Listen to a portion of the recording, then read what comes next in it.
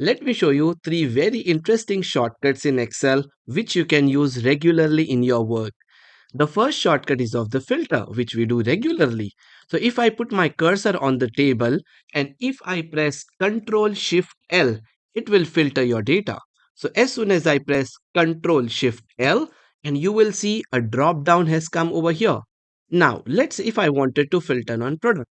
So I come on the product and I can press Alt down arrow key, which is going to open a drop down. Then I can press only down arrow key till the time I come on select all. I can press space bar to unselect, and again if I want to select keyboard I can press space bar. I came on laptop, I press space bar, and here you go. And I say OK, and your data is filtered.